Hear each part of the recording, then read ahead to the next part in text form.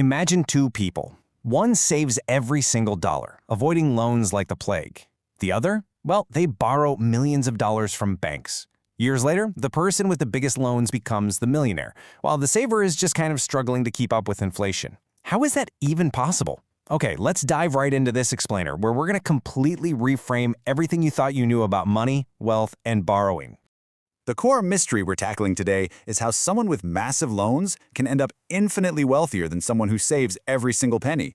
I mean, does borrowing automatically make people rich, or do wealthy individuals simply understand something about how capital works that the rest of us don't? Today, we're unpacking one of the biggest, most misunderstood financial secrets in the world of wealth building. We can really see this play out by comparing two totally different approaches. Take Michael, for instance. He hoards cash in a regular savings account and believes all debt is just inherently bad. Now consider Daniel's approach. Daniel spends time actually studying finance and cash flow. He strategically researches risks and uses borrowed money to buy investments that generate income. 10 years later, Michael has a stagnant savings account that's been eaten away by inflation, while Daniel owns several income-producing assets. Let's look at how this plays out in the real world. Avinash takes out a loan to buy a brand new car. He's paying interest on an asset that literally loses value the second he drives it off the lot. By the time it's paid off, he spent far more than the car is even worth. Meanwhile, Ravinder leverages a 70% financed home loan to acquire a rental property. That property pays him back through monthly rent and long-term market appreciation. So, the crucial point here is that not all debt is evil, and the wealthy know exactly how to categorize their borrowing.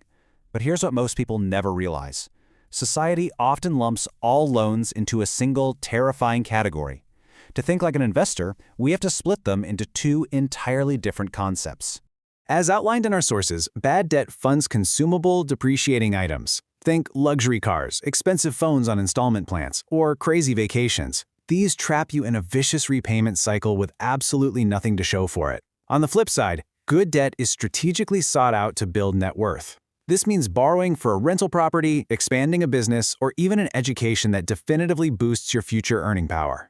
This core philosophy completely changes the game. Wealthy individuals shift their mindset to stop viewing loans as a way to fund a lavish lifestyle. Instead, they treat debt strictly as a tool for acquisition. When you borrow to invest, you're acquiring assets that put money back into your pocket, ideally covering the cost of the loan itself and then some. And that brings us to the fundamental financial secret of the wealthy: leverage. This is the exact mechanism that separates the average saver from the exponential wealth builder. Think of it this way: trying to move a massive rock with your bare hands. It's nearly impossible. But if you use a long metal lever, you can move heavy obstacles with minimal effort. In the financial world, debt acts as that long metal lever. It allows you to control a massive asset using only a fraction of your own capital.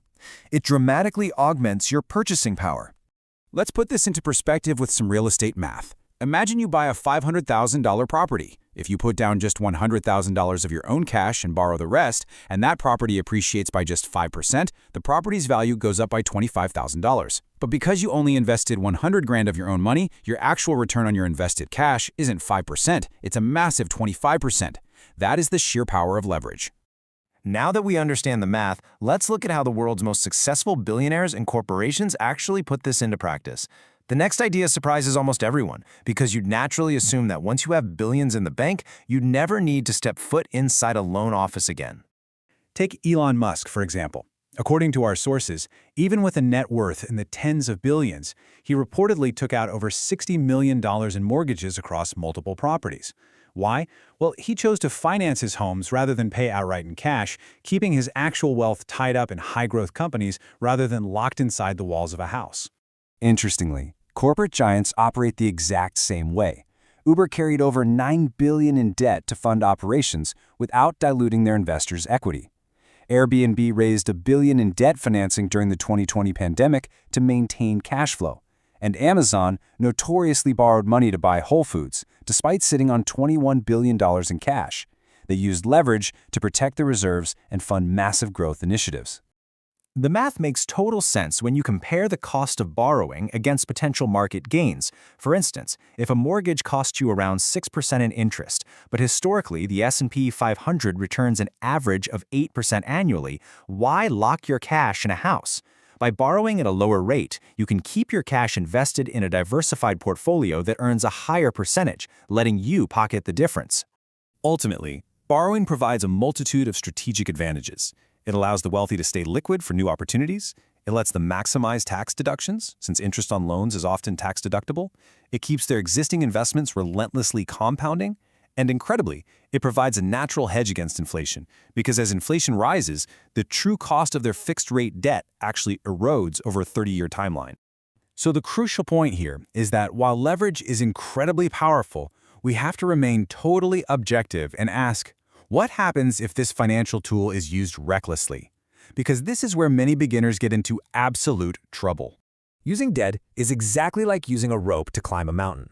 If you know how to tie the knots and manage your gear, it provides a massive advantage and a safety net.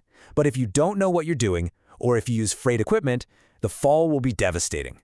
Leverage amplifies everything, and that means not just the way up, but the way down too. If your investment returns fall below your borrowing costs, leverage rapidly multiplies your losses. Drops in revenue can trigger immediate distress, margin calls, or bankruptcy, basically forcing you to sell off assets at a massive loss. And this brings us to the ultimate safety net, cash flow. An asset is strictly something that puts money into your pocket, while a liability takes money out. To use debt successfully, you absolutely must ensure the steady income generated from your assets heavily and consistently outweighs the monthly cost of your liabilities. All of this builds into a final actionable formula. Based on the source material we've covered, we can summarize exactly how to approach the double-edged sword of debt without getting cut. By following these 5 structured steps, you can safely navigate the financial landscape. First, borrow only with a strategic plan, no impulse buys. Second, understand every single risk and hidden cost. Third, prioritize acquiring assets before liabilities. Fourth, make positive cash flow your absolute main priority. And finally, never stop educating yourself about money. This profound insight from Robert Kiyosaki really perfectly ties our explainer together. It reminds us that true financial freedom isn't about bragging about a massive salary. It's entirely about having the discipline to keep your money and leveraging tools like strategic, good debt to make that money work tirelessly on your behalf. But always remember our vital warning. Borrowing money is not a magic wand. Debt will always increase both opportunity and risk simultaneously. You must run every potential loan through a personal stress test. Make sure your total payments never exceed a safe percentage of your income, and always, always maintain a robust emergency fund of at least 6 months of expenses. Ultimately, the rich don't become wealthy just by waltzing into a bank and signing loan documents. They get rich because they have acquired the deep financial education required to know exactly when, where, and how to deploy that borrowed capital safely. Debt is just the tool. Knowledge is the actual advantage. I really hope this explainer has completely changed how you view your finances, illuminating the hidden levers that drive true wealth. It leaves you with one final critical question to ask yourself today. Is your money currently working for you, or are you going to spend the rest of your life working for it?